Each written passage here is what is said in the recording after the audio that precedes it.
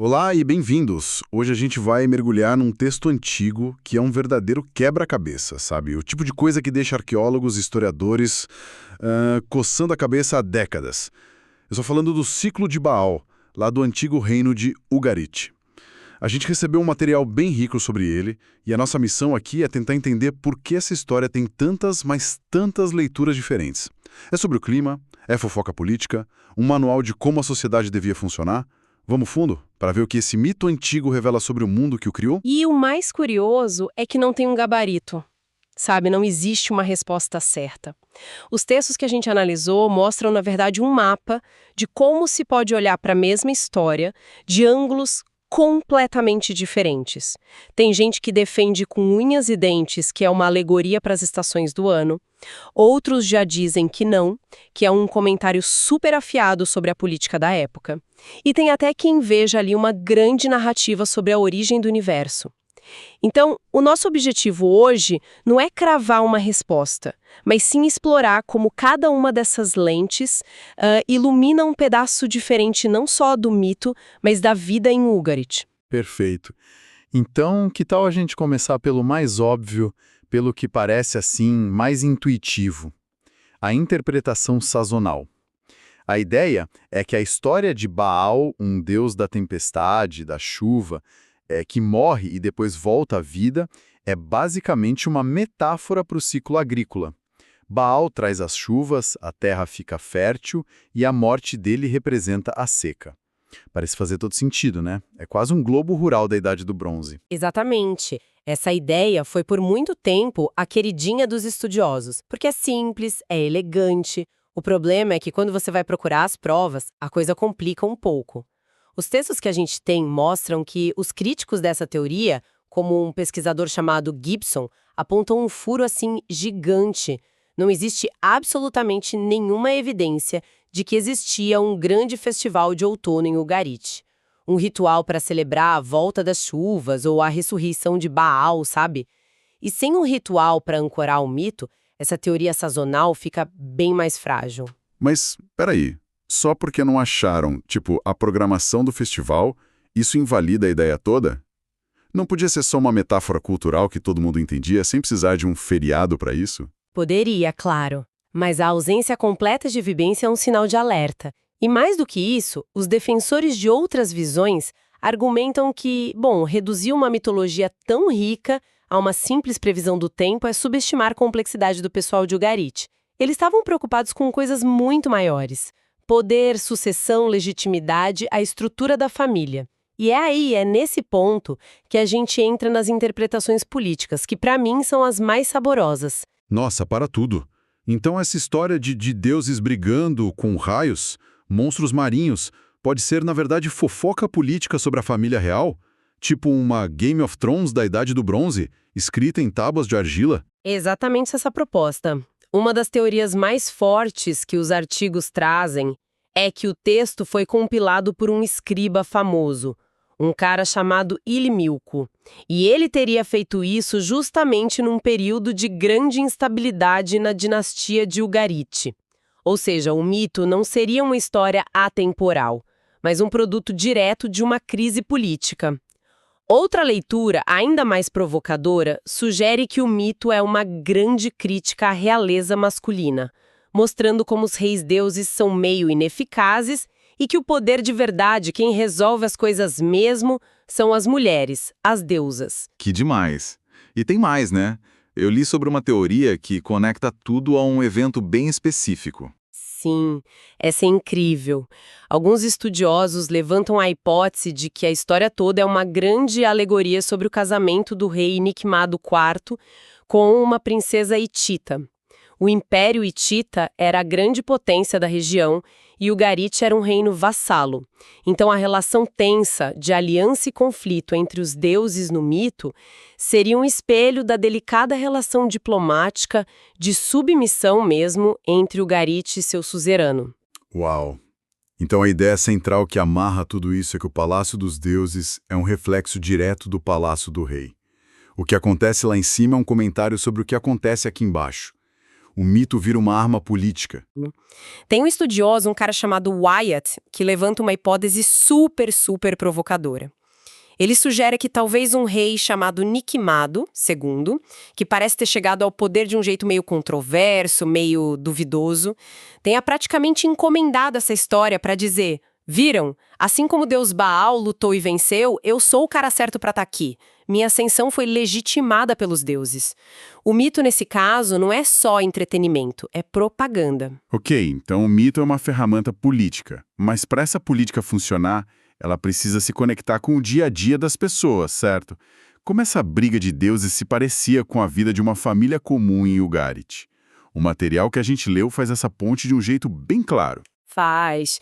E é genial. A estrutura da família divina no ciclo de Baal é praticamente o organograma de uma família rica de Ugarit. No topo a gente tem o deus El, o patriarca, e sua esposa principal, a deusa Tirat. Isso reflete a estrutura da sociedade, onde um homem podia ter várias esposas, mas a primeira, a chamada Grande Mulher, tinha um status e um poder muito superior às outras. Ela não era só mais uma. E essa hierarquia descia para os filhos também, né? Não era todo mundo igual. Lembro de ler nos textos que os filhos tinham títulos diferentes, como servo, filho, jovem guerreiro, e as filhas, servas ou irmãs mais velhas. E esses títulos não eram só apelidos carinhosos. De jeito nenhum.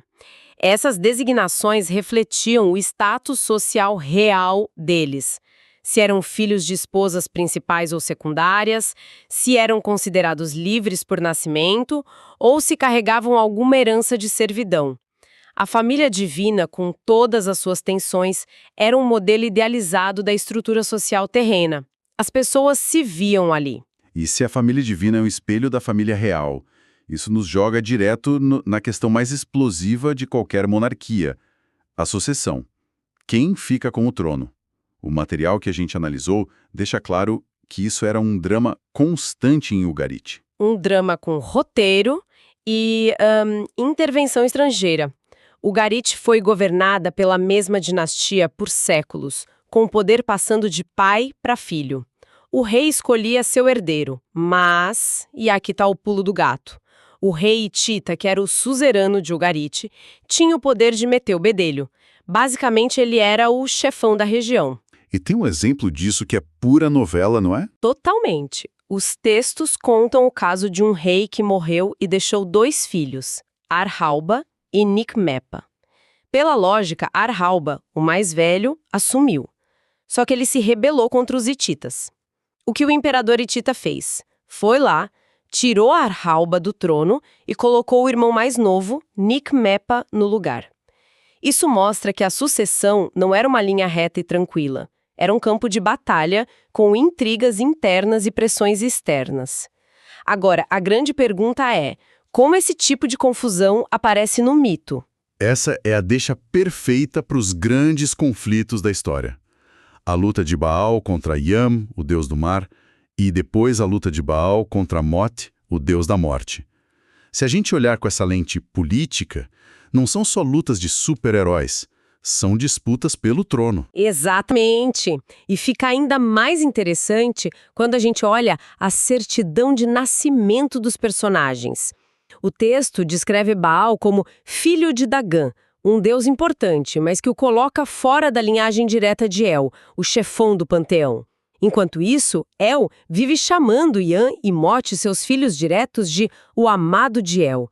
É um favoritismo, assim, escancarado. Então o El era tipo aquele pai que tem os filhos preferidos e não faz a menor questão de esconder.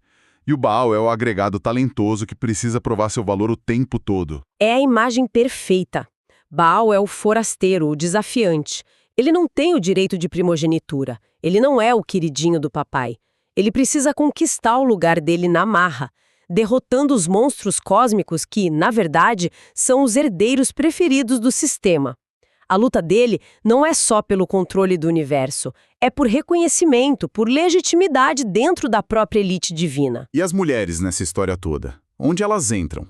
Fico pensando na rainha-mãe Aterat e na deusa guerreira Anat.